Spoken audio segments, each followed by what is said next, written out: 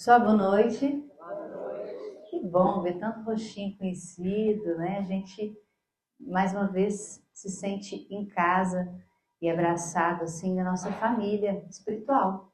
Eu fico pensando, a gente estava aqui nesse momento gostoso, com esse ventinho fresco aqui, batendo aqui no nosso rosto, e eu fiquei pensando, nossa, gente, se fosse alguns mil anos atrás aí, a gente tinha que estar falando de Jesus escondido. Não era isso? Assim, era proibido. A gente tinha que ir em lugar que ninguém ia. Era nos cemitérios, nas catacumbas, em cavernas, não era onde os cristãos se reuniam? Olha que delícia a gente aqui agora, em plena quinta-feira, poder estar reunidos para falar de Jesus abertamente aqui diante de todos nós. E para a gente começar, então, a nossa conversa aqui de hoje, eu trago uma pergunta do livro Consolador. Então, quem veio procurando respostas, eu só trouxe perguntas aí para vocês, para a gente pensar. E no livro Consolador, psicografia do Chico Xavier, do Espírito Emmanuel, ele coloca algo que tem a ver com a nossa conversa de hoje, que eu vou repetir a pergunta que foi feita a Emmanuel. Olha isso. Por que razão o homem da Terra tem sido tão lento na solução do problema do seu conhecimento próprio? Vou voltar aqui para ninguém copiar a resposta. Então, assim, já que nós entendemos que todo o processo de reorganização psíquica, mental e emocional começa do princípio de que eu me conheço e sei onde eu tenho que mudar, por que nós estamos tão devagar? Perguntaram isso para Emmanuel. Lá desde a era ali, ó, pré-cristã, no tempo socrático, já diria lá o nosso querido Sócrates, qual que era um dos principais mandamentos de Sócrates? Conhece-te. Gente, desde Sócrates nós estamos sabendo disso e até hoje a gente não fez esse negócio? Não cumpriu essa tarefa? Por que nós estamos demorando tanto? Aí, olha o que Emmanuel responde para nós. Isso é explicável. Bem, né? Ainda bem. Somente agora, a alma humana, ou seja, nós aqui, poderá ensimesmar-se, voltar para si mesmo, olhar para a sua autoimagem, o bastante para compreender as necessidades e os escaninhos, os meandros da sua personalidade espiritual. Então, olha que interessante. Então, ele está dizendo assim, nós demoramos tanto, porque agora, o momento é agora, da gente poder, então, ter mais tempo e disposição para começar a refletir sobre o que eu realmente preciso. Sobre aquilo que eu estou almejando e se aquilo que eu preciso tem batido, está coerente com as coisas que eu procuro. Será que o que eu procuro hoje tem a ver com a minha necessidade? Ah, Gabi, eu queria ganhar na loteria, porque eu acho que se eu ganhar na loteria resolve 50% dos problemas. 80%, 90%. Será? Será que resolve? Tem estudo mostrando que a medidor de felicidade interna bruta, o FIB,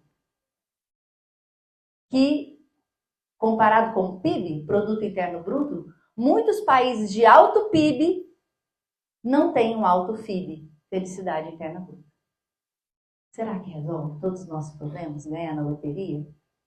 E aí eu me pergunto assim, poxa, então o Emmanuel está dizendo que o momento é agora da gente ensimesmar-se. Peraí, se ele está falando que esse é o momento, então por isso que neste último século apareceram tantas ferramentas, inclusive a inteligência artificial, que vem facilitar a nossa vida para dar mais tempo. Não é isso? Ele está dizendo que o momento é agora. E aí eu entendo que o mundo foi evoluindo, inclusive intelectualmente, a nível tecnológico, para que a gente gastasse menos tempo com trabalhos mecânicos e pudesse se concentrar melhor para que eu possa ensimesmar. Certo? Posso dizer assim? Então eu trouxe aqui, ó, tem o chat GPT, tem gente que já está assim tão de saco cheio de chat GPT que chama ele de chato GPT, né? Tem o chato GPT, tem o Copilot, tem o Gemini, tem uma lista de ferramentas de inteligência artificial. O que antes você gastava, às vezes, 2 horas, 3 horas para escrever um texto, hoje, de repente, com o auxílio da inteligência artificial, você gasta 20 minutos. Sobrou 2 horas e 40. O que você faz com isso? E a pergunta que eu faço é o que nós temos feito, então, com esse tempo? Se Emmanuel está dizendo que o tempo é agora, para essa alma humana ter condição de olhar para si mesmo, então, peraí, o que nós temos feito com esse tempo? Como que eu tenho gastado esse tempo? Com quem eu tenho gastado esse tempo? Esse tempo que me sobra.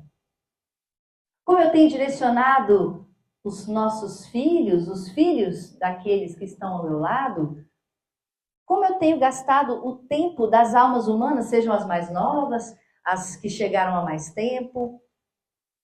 Me parece que talvez nós ainda estamos perdidos, tentando entender o que eu faço com todo esse tempo que sobra. Hoje, por exemplo, nós temos uma média de que uma criança passa ali 5 horas e 35 minutos, uma criança brasileira, passa em média por dia 5 horas e meia na frente da televisão. Televisão, não coloquei ali smartphone, nem tablet, nem etc. Inclusive, essas crianças aumentam em 9% maior o risco de agressividade por hora de TV assistida. Esses dias teve um paciente conosco lá, foi internado na psiquiatria, e 17 anos. Ele internou porque ele estava jogando jogos online, ele ficava mais de 20 horas por dia jogando, e ele não conseguia diminuir. Quando ele diminuía essa quantidade, ele tinha crises de agressividade imensas, a ponto da mãe ter que voltar lá o fio da internet, do Wi-Fi, porque ela ficava com muito medo do que ele poderia fazer. Claro que nós estamos aqui dizendo de extremos, de adoecimentos extremos, mas esse cenário ainda foi recente aqui agora. 27% das palavras dos jovens hoje vêm de telas. O vocabulário ficou restrito, muitas vezes, a um DLZ-PF. Né? A Maria Gabriela está traduzindo ali para mim. Beleza, por favor? É isso? Então, as palavras, quase 1/3 das palavras dos jovens estão vindo dessas telas. Como tem sido a interação e como será a interação daqui 10, 15, 20 anos, entendendo que 1/3 do meu tempo, da minha comunicação, estava numa linguagem restrita às telas. Ah, Gabriela, então o problema é a tecnologia. Vamos queimar todos os smartphones, esquece a inteligência artificial, esquece então as redes sociais. Vamos acabar com a tecnologia, porque se acabar com a tecnologia, nós melhoraremos a conexão humana e melhoraremos a interação entre todos. Será? Será que o problema está na tecnologia? Está de fato na rede social? Onde que está a questão? Aqui nós estamos vendo aqui o smartphone da época aqui, jornal. Tchaline, tem criança que não sabe nem o que é isso, né, Tchaline? Lá na sua turma, se pegar um negócio desse aí, fala, Tchaline, que legal, você imprimiu nessa folha grande, né? Então, será que de fato é a tecnologia que tem travado esse olhar para o outro ou olhar para si mesmo? É isso por si só que está impeditivo? Ou onde será que está essa questão? Eu volto à pergunta de Emmanuel, para a gente poder refletir melhor. A alma humana, nós todos temos nesse momento todas as condições e agora o tempo hábil para que a gente possa compreender quais são as necessidades e os escaninhos. E será que eu realmente me compreendo? Será que eu entendo como é que eu funciono? Deixa eu contar a história aqui de um paciente meu para vocês. Teve uma vez que a gente estava atendendo no ambulatório da residência, fazia residência de psiquiatria na UFO, e aí tinha um aluno interno que levou o pai dele lá e falou assim: doutora, eu trouxe meu pai aqui, que é o seguinte, ele fez o mais difícil de fazer ele fez, e agora o que tem que fazer ele não sabe, não está dando conta. O que foi? Ele teve câncer de reto, e ele parou de fumar, ele conseguiu fazer todas as medidas comportamentais que tinha que fazer, e ele fez químio, fez rádio, e agora só falta cirurgia para ser curativo, mas ele não quer fazer. Mas por quê? Não sei, ele só fala que não quer fazer, falou que fez tudo que tinha que fazer e tá bom demais, e se não for curativo, Deus que escolhe, pronto, acabou. Ai, gente, vamos conversar com ele, né? Vamos ver o que está acontecendo. Chama seu pai lá, vamos lá. E a gente começa o acompanhamento do pai desse aluno. E foi tão interessante que, inicialmente, eu entendi que depois de todo o processo, de fato, ele tinha deprimido, né? Entendendo que precisava fazer algo que ele não queria. Porque, com a cirurgia, ele ia ter que ficar com uma colostomia definitiva, que é aquela bolsinha, às vezes, que a gente fica aqui. E não era provisório, era para sempre. Mas todo o restante ele fez. E ele era jovem, ele tinha 60 anos. Então, possivelmente ia viver mais 20, 30 ali pela frente. Se for igual a minha bisavó, que foi até os 103, né? Então, tinha chão. E aí, ele falou: não, doutora, eu não quero não, porque eu não quero ficar com a bolsinha. Mas o senhor não entendeu que se o senhor não colocar a bolsinha, tem grande chance de tudo que o senhor fez ser em vão? Porque aí não pode não ser curativo? Ah, doutora, mas eu estou bem assim. Tá bom, então vamos entender melhor. Aí, à medida do tempo que a gente foi acompanhando ele, o que nós compreendemos? Olha essa história. Foi conversando, entendendo a infância, um pouquinho da adolescência, a história pregressa, e aí ele, uma vez, ele me contou, sem perceber, ele me contou isso aqui. Quando eu tinha 17 anos, o meu pai morreu. E eu era o homem de casa. Tinha aquela história de ser o homem da casa, né? Mas ele tinha 17 anos, ele era um menino. 17 anos, né? Ainda está amadurecendo uma série de coisas. E ele era extremamente tímido, ele tinha mais 3 irmãs. E quando o pai morre, todo mundo vira os olhos para ele. Pronto, agora você é o homem da casa. E aí ele falou assim, aí eu terminei meus estudos correndo e fui trabalhar. Eu fui trabalhar na época de frentista de posto. Eu trabalhava de frentista e todos os dias, no final da tarde, eu pegava todo aquele bolo de dinheiro, que na época não tinha Pix, né, gente, que economizava um tempo danado também. Ele pegava o dinheiro todo do posto, punha dentro do macacão como frentista. E muito tímido, hoje eu entendo que ele tinha uma ansiedade social, não era só timidez. Ele saía do posto, ia para o banco, e quando ele entrava no banco, ele de macacão, com 17 anos, inseguro, todo sujo de graxa do posto. Ele falava assim, todo mundo olhava para mim. E ele entrava quase que escondido, se tivesse a capa da invisibilidade do Harry Potter, ele possivelmente usava.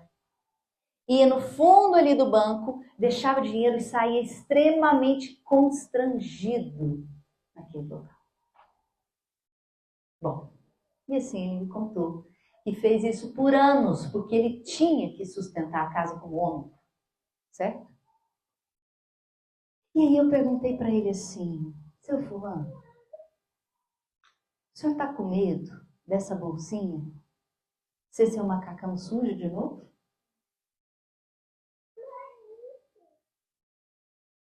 E ele entendeu que sim. O que travava a escolha dele, que não era uma escolha muito clara, era algo na sua história que resvalava. Em algo que gerou um desafio tremendo naquele momento. E a bolsa de colostomia era vestir o macacão sujo e andar para cima e para baixo com esse macacão sujo com 17 anos de novo, inseguro, pequeno, diminuído e com grandes expectativas sobre os meus ombros. O danado foi lá e fez a cirurgia. Ainda me chamou lá no dia, fui lá na cirúrgica 2 lá dele. Ó, doutor, olha aqui minha bolsinha. Que coisa boa, que coisa boa, seu fulano. Que coisa boa. Então, às vezes, até as nossas próprias escolhas de agora são direcionadas ainda na escuridão. Se de fato eu não compreendo o porquê daquilo que escolho ou de onde eu estou direcionando as minhas ações, eu corro um grande risco de fazer escolhas que não seriam as melhores escolhas na minha caminhada. E como então nós estamos falando aqui desta história de cada um de nós, né, nós pensamos então como foi formada a partir da minha história, a partir do que eu vivi, das experiências que eu tive, dos traumas que eu recebi, das conquistas que eu também vivi. Como foi formada a minha personalidade? Entendendo que nós temos essa personalidade aqui de agora, essa aqui que eu estou apresentando para vocês, e que é um reflexo, muitas vezes, de tantas viagens espirituais, e hoje aqui uma somatória de todas as personalidades que eu já tive enquanto outras encarnações. Então, qual será a personalidade espiritual que eu trago? Bom, para a gente poder compreender isso aqui, por que é importante eu definir e compreender qual é a minha personalidade? Porque às vezes eu vou compreender um elemento da minha personalidade que eu preciso ainda desenvolver. E para isso eu vou lançar mão de estratégias. Opa, eu entendi que eu sou muito vaidosa. Então, se a Vera chama minha atenção aqui na frente, todo mundo, não vai dar certo não. Ela pode até estar certa. Mas se ela chamou minha atenção e me expôs à frente de todo mundo, o meu ego ficou extremamente machucado. Aí eu tenho uma reação exacerbada, às vezes desproporcional ao que a Vera, de repente, falou para mim. E aí, será que eu conheço, então, as minhas fragilidades? Para que a gente possa abrir essa discussão e que cada um possa refletir sobre a própria personalidade, eu trouxe um pouco da contribuição das ciências médicas e psicológicas, entendendo o que compõe uma personalidade. Afinal de contas, como é que eu analiso a personalidade de um indivíduo? Tem uma teoria que a gente chama de Big Five, que são 5 grandes elementos. Então, todo mundo é formado por esses 5 elementos da sua personalidade. E eu vou explicar aqui mais ou menos o que seria isso. Aqui cortou a palavra aqui, mas seria abertura a novas experiências, conscienciosidade, extroversão, neuroticismo e agradabilidade ou amabilidade. O que seriam esses 5 elementos? Bom, isso aqui, só para a gente ter uma noção. Abertura à experiência é aquela pessoa, às vezes, que é curiosa, né? Que gosta de experimentar. Já viu? Vou dar um exemplo. Quem aqui vai no restaurante e sempre pede a mesma comida? Tem gente assim, ó. Tá bom. Quem é que vai na sorveteria e pega o mesmo sabor sempre? O Mauro falou, sem dúvida, eu aqui. Quem aqui vai numa pizzaria nova e pede um sabor totalmente radical? Fala, nossa, eu quero experimentar esse sabor. Então, possivelmente, Aqueles que escolheram um sabor de pizza radical têm uma curiosidade, uma abertura maior à experiência, consegue olhar para o outro com mais um olhar de diferente, né? Com tolerância maior a essas diferenças. A conscienciosidade tem a ver com organização, disciplina, responsabilidade, senso de dever. A extroversão é aquele que geralmente, né, tem mais energia social, gosta de bater o papo, chega aqui, às vezes não conhece ninguém e fala: ô fulano, tudo bem? Como é que você chama? Nossa, coisa boa. Agora tem uns que já estão vindo aqui faz um mês, chega, senta ali no cantinho e fala assim: ai, tomara que ninguém venha falar comigo.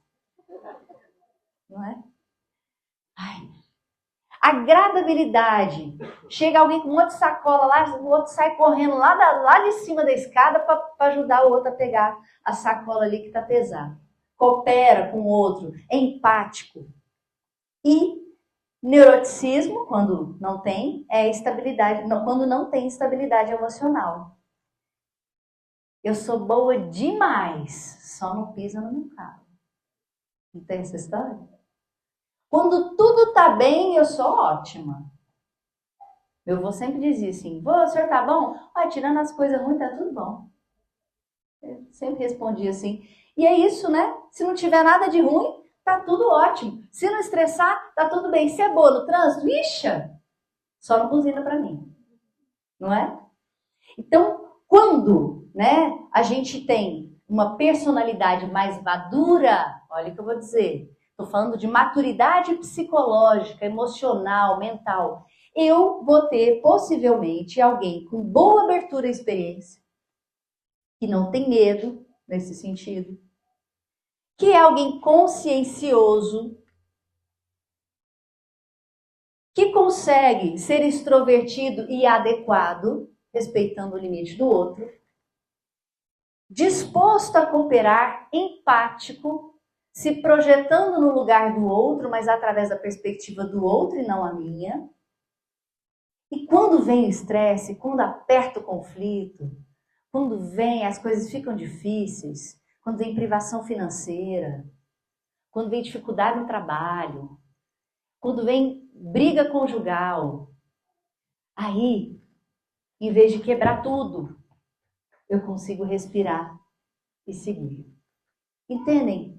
Quando a gente pensa em maturidade psicológica, nós estamos avaliando esses 5 critérios. Ixi, Gabriela, eu acho que eu tenho 1 ou 2 mais ou menos. Como é que nós estamos nesse sentido? Por que é importante eu fazer essa leitura? E saber que eu desejo alcançar isso aqui. Por quê? Eu preciso pôr o endereço no GPS. Quando eu ponho o endereço no GPS, ele me dá a rota com pedágio, sem pedágio, com montanha, sem montanha, dando volta, não é isso? Tem um monte de rota que ele me dá, mas eu tenho que saber onde eu quero chegar, eu tenho que ter um endereço. Às vezes ele vai me dar uma rota mais curta, mas é com pedágio, eu estou sem dinheiro. Eu vou ter que escolher outra rota, entende? Então, a partir da minha história, e eu estou falando dessa encarnação mesmo, gente, nem estou falando das outras. A partir da minha história, eu preciso entender qual é a minha maior fragilidade, quais são as minhas vulnerabilidades, em que ponto? Depende de como a gente foi se construindo. Muitos de nós, inclusive, nos espelhamos em arquétipos e símbolos que o Cristo veio trazer para nós, na história, na jornada cristã, e que muitas vezes nós vamos nos reconhecer nesses símbolos, nessa história dessas pessoas. Uma das pessoas que eu trago para nós, eu já vou contar quem é, mas isso aqui só por curiosidade. Quem quiser fazer um teste da sua personalidade, quem quiser falar assim, ó, deixa eu ver como é que eu tô nesse esquema aqui. Eu trouxe um QR Code e um teste, é coisa simples, mas é só para a gente ter a experiência de fazer essa leitura, em que pé que nós estamos nesse sentido. Ok? Ah, Gabriela, nossa, eu tenho uma caminhada muito grande para percorrer, eu também. Inclusive, muitas vezes nos espelhamos na caminhada daqueles que já estiveram aqui conosco também. Então eu trago aqui para todos nós Maria de Magdala, que foi uma grande personagem na vida do Cristo e na vida de todos nós, e que muitas vezes, né, ao ler aqui a passagem de Maria de Magdala, no livro Boa Nova, eu indico para todos, é belíssimo, né? Quando a gente está bem envolvido, eu choro lendo esse capítulo aqui, toda vez. E ela vem contar um pouco da sua história, que vai lembrar também a nossa história. Olha isso. Antes do Cristo, quem era Maria de Magdala? Quem era Maria de Magdala? A dama da sociedade, não era isso, Edson? Ela era belíssima, requisitada por muitos, desde príncipes, né, a qualquer homem que desejasse ali e tinha riqueza e poder, desejava ter Maria de Magdala como uma cortesã, como a dama da sociedade. Até ali, Maria de Magdala caminhara sobre as rosas rubras do desejo, embriagando-se com o vinho de condenáveis alegrias. No entanto, mesmo com toda a riqueza, invejada por muitas senhoras da época, ela tinha sede, ela tinha um vazio, mesmo com todas aquelas facilidades que ela encontrava. Então, essa mesma Maria, Cristo, então, encontra com ela e faz o convite para a redenção. Convida Maria de Magdala para segui-lo.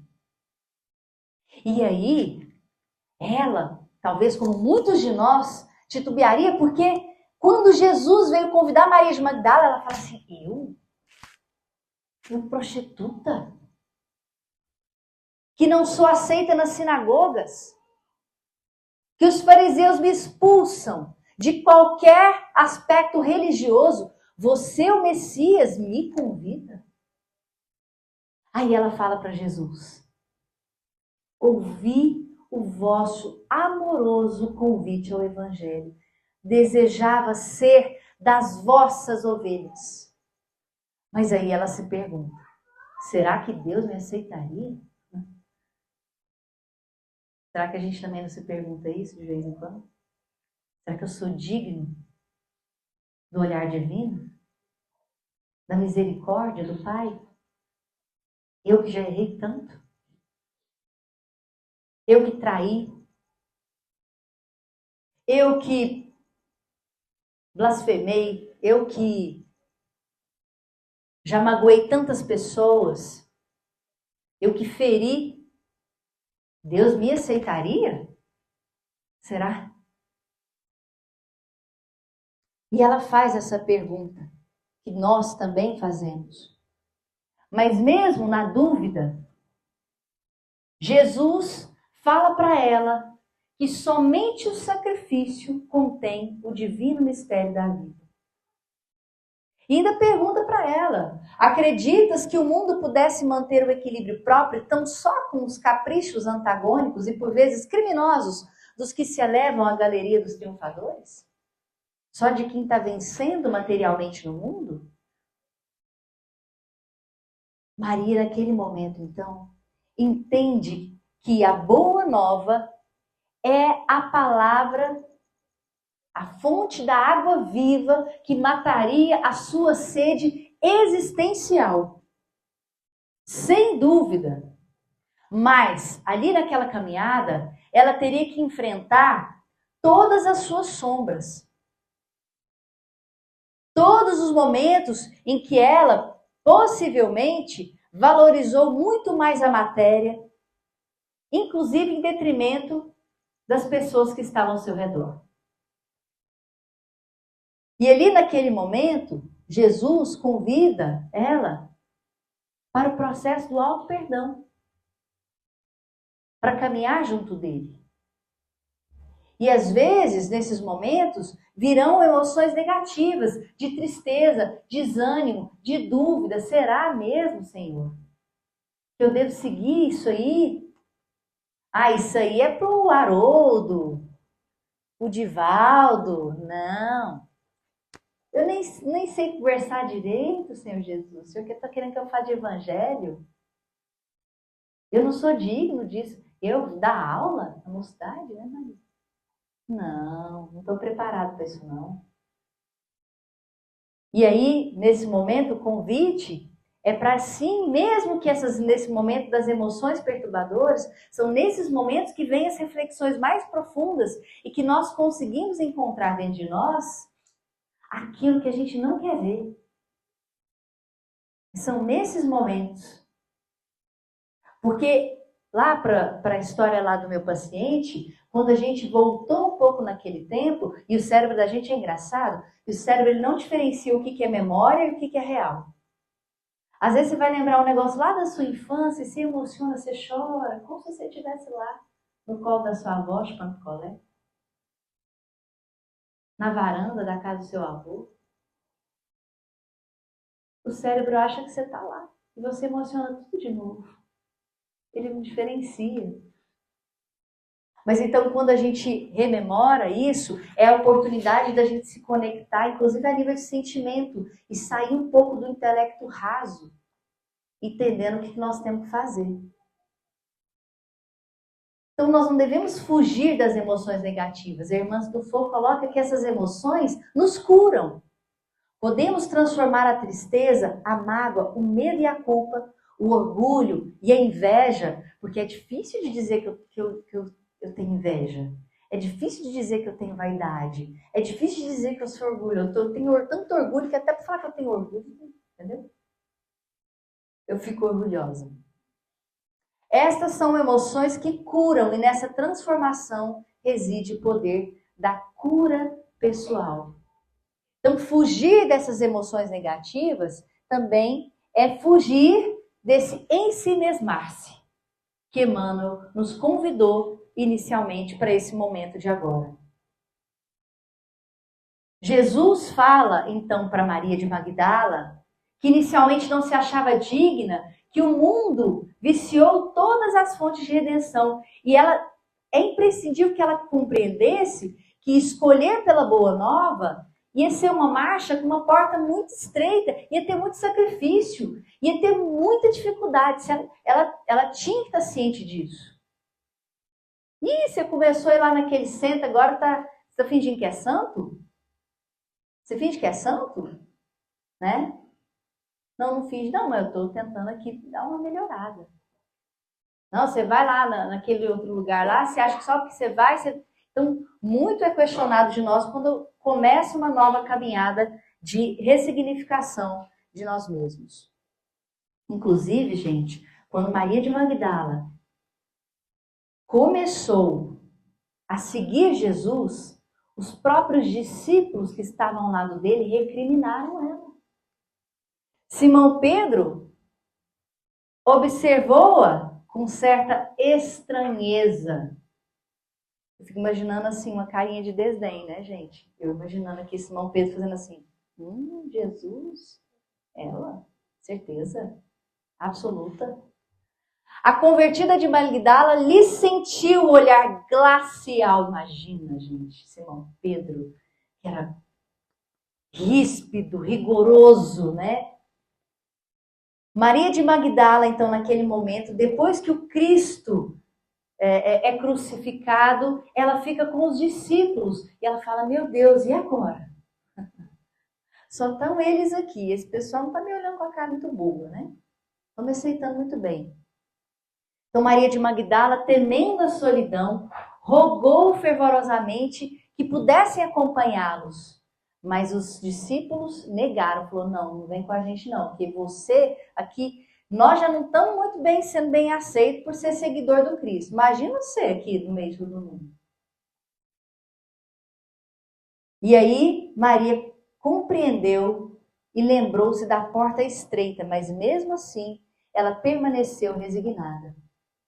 Olha só, gente, o próprio Pedro, que recriminava, Simão Pedro, que recriminava Maria de Magdala, não se achando digna dessa caminhada com Cristo, ele mesmo, na sua jornada, ele oscilou diante do seu messianismo, inclusive tendo uma grande queda espiritual quando ele nega Jesus 3 vezes. O próprio Simão Pedro. Então, todos nós temos as nossas fragilidades. Olhar para a fragilidade do outro, da vulnerabilidade do outro, nos cega quanto às nossas próprias. Assim como Simão Pedro, olhando para Maria de Magdala, recriminando ela pela caminhada que ela fizera até então. Às vezes a gente vai numa palestra e fala assim, nossa, fulano tinha que estar aqui. Isso é para ele. Não faz isso? Nossa, é para ela isso aqui. Nós não estamos pensando em nós não, né? E aí a gente olha muito para a necessidade do outro, fica muito exterior à necessidade do outro. E a minha, às vezes, é muito íntima. E eu tenho dificuldade de trazê-la, né, para as minhas vistas. Até o momento, gente, que Maria de Magdala, durante toda a sua caminhada, faz o seu calvário, faz o seu processo de redenção. Quando os discípulos não aceitam ao lado deles, chegam ali perto daquela região um grupo de quê? De leprosos, que estavam sedentos pela palavra do Mestre.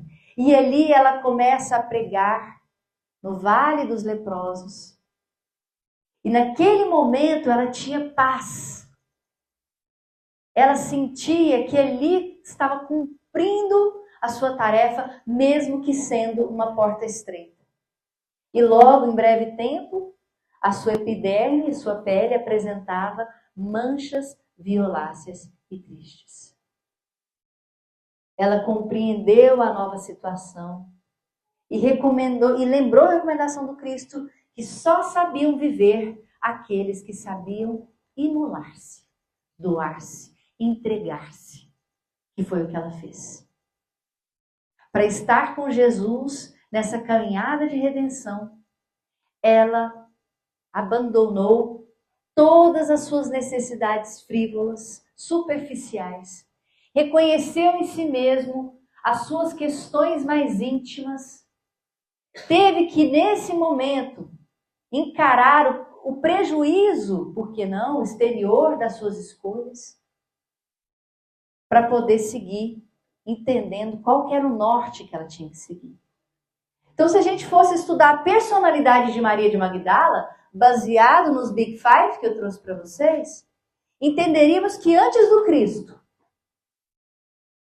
a abertura a novas experiências, ela era muito voltada apenas a prazeres imediatos, buscas de novidades apenas superficiais, sem profundidade. E depois do encontro com Cristo, ela se abriu para a espiritualidade, para significado, para propósito. Qual que é o nosso propósito nessa vida? Você sabe falar de cor seu propósito? Qual que é o sentido que te trouxe aqui? Para cada um, não vale colar. Qual que é o seu? Eu acho que o meu é esse aqui. Então isso é uma caminhada individual. A nível de conscienciosidade, ela era impulsiva, pouco planejamento, seguia muito aquilo que lhe era oferecido. Depois ela precisou de disciplina, de foco no serviço, no aprendizado. Ela ouvia as mensagens de Jesus e repetia e replicava para aqueles que a buscavam.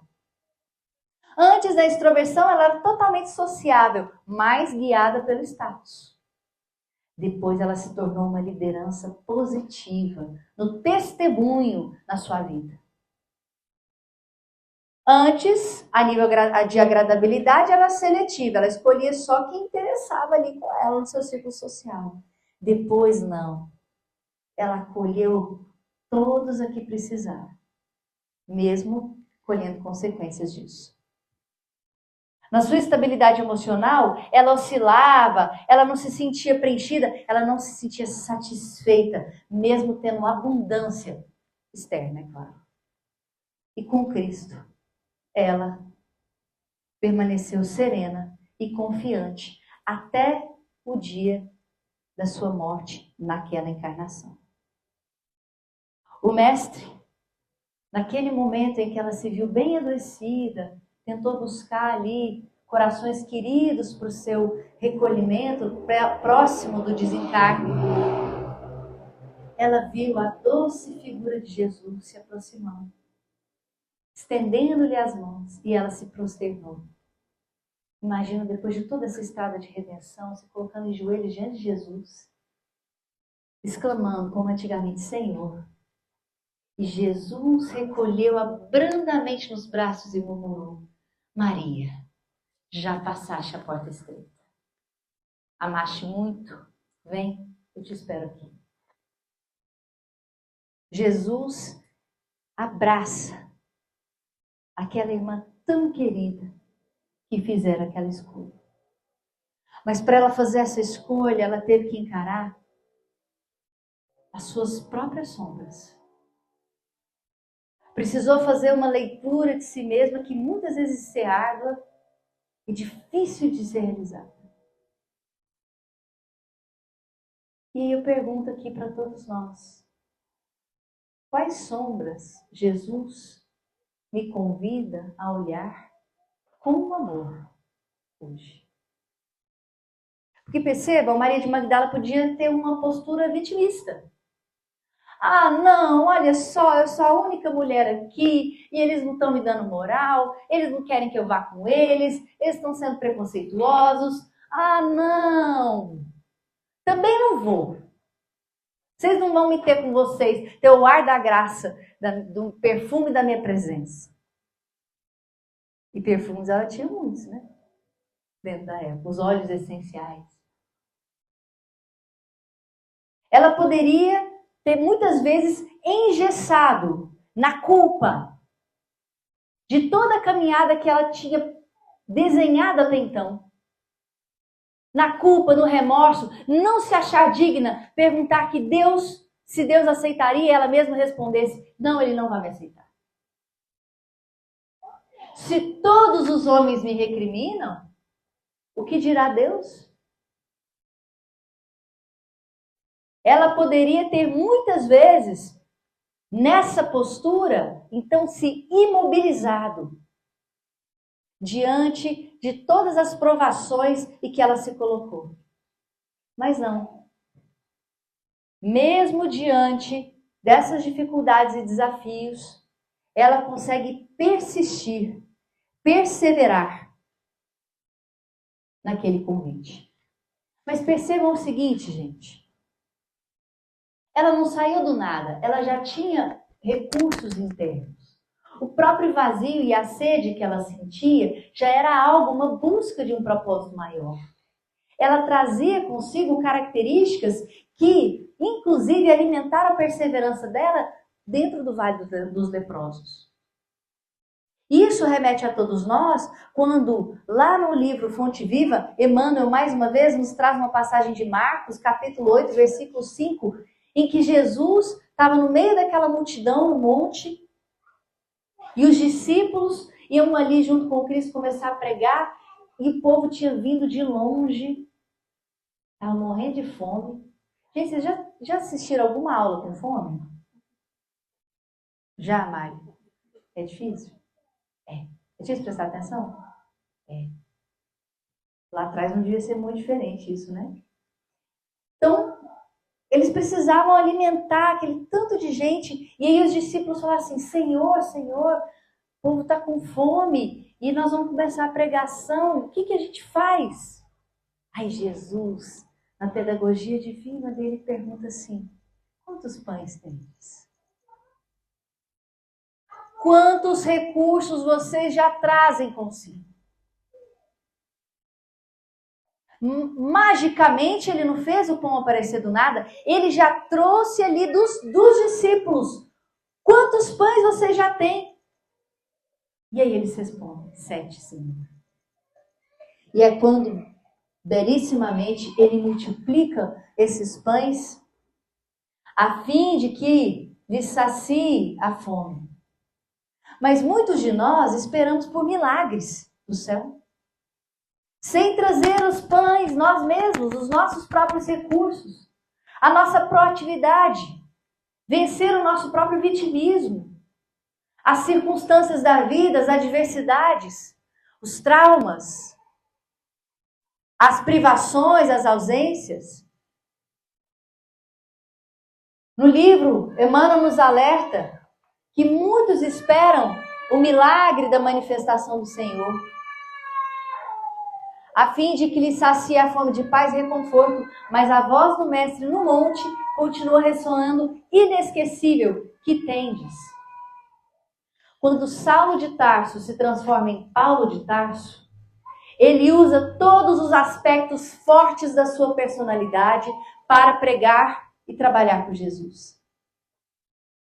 Todos os aspectos da personalidade de Saulo que eram firmes, a disciplina de ser resoluto, ele continua sendo enquanto Paulo de Tarso. Então, quais os recursos internos que nós estamos lançando mão para poder alcançar essa transformação da nossa personalidade espiritual? Em qualquer terreno de nossas realizações para a vida mais alta, apresentemos a Jesus algumas reduzidas migalhas de esforço próprio e estejamos convictos de que o Senhor fará o resto. Eu queria tanto ser mais paciente, Gabriela, e assim, eu não aguento, nossa, quando vem alguém falar demais assim na minha cabeça, quando eu vi, eu já dei uma patada, já estourei. E qual estratégia você tem lançado mão no seu projeto reencarnatório para desenvolver mais a paciência? Porque, infelizmente, não dá para a gente comprar, né? Não tem virtudes que a gente pede aí. 30 gramas de paciência hoje, porque está precisando um pouquinho a mais.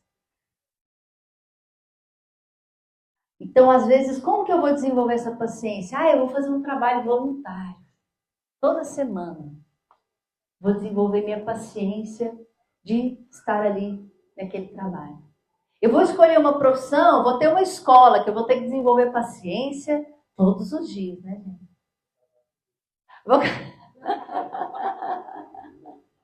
casar com o Lucas, que a vida vai ser serena. O que eu tenho escolhido é foco nos resultados ou no processo? Essa que é a questão. Eu posso compreender o alvo da personalidade que eu desejo ter, mas qual tem sido a minha estratégia reencarnatória para desenvolver? Porque às vezes eu falo assim, Deus, dai-me paciência. O Lucas pedindo, dai-me paciência. Aí botou a Gabriela na vida dele, para ele aprender a ter paciência. E aí assim foi. Deus oferece as possibilidades, as circunstâncias para que você desenvolva. Maria de Magdala pediu para Jesus, Senhor, sacia minha sede. Ele falou, vem comigo. Mas a porta é estreita. Tem pedregulho no caminho. E ela foi. E ela seguiu. Nesse sentido, gente, Joana de Anjos nos lembra, então. Obrigada, Silvia. Ela sempre quer participar aqui, já viu? Inclusive, essa imagem é de Maria de Magdala, a personagem da série The Chosen, que eu convido a todos, quem não assistiu na Netflix, lindíssimo, tá? E Joana de Anjos, no livro Autodescobrimento, lembra a todos nós que esse esforço bem direcionado, graças ao autodescobrimento, pode ser considerado renascimento psicológico na vitoriosa reencarnação, cuja meta é desenvolver os valores íncitos no espírito e reparar as opções que geraram provas e expiações na passada experiência carnal. O problema é se eu acho que eu vou despender esforço e vou passar minha vida anestesiada, sem dor, sem dificuldade. E às vezes a gente anestesia o meu desconforto emocional no excesso da comida. Eu anestesio o meu desconforto, as emoções negativas que nós vimos no excesso de telas. Eu anestesio os meus desconfortos nos meus excessos. E o tempo que Emmanuel tanto nos lembra que nós teríamos agora, afinal, chegou o momento para desenvolver essa personalidade espiritual, nós então negligenciamos. E esse tempo é uma moeda que, infelizmente, não volta. Então, para que a gente possa caminhar aqui para o nosso encerramento, eu convido a todos para esse convite que hoje, né, foi o prenúncio aqui da nossa fala, que é o convite, então, para o autoconhecimento. Para que possamos atingir essa cura real. Que Joana, mais uma vez, no livro Conflitos Existenciais, coloca para nós, que reside na nossa transformação moral para melhor. Que esta cura real pode até recuperar a saúde física, emocional, mesmo psíquica, mas, no entanto, se não aceitar a responsabilidade para auto-iluminar-se, logo enfrentará novos problemas e situações desafiadoras. Essa reabilitação que Maria de Magdala fez e que todos nós podemos também fazer, deve dar-se, por certo, do interior para o exterior, dos sentimentos para a organização fisiológica. Que Jesus nos abençoe, nos acompanhe, ilumine a todos nós.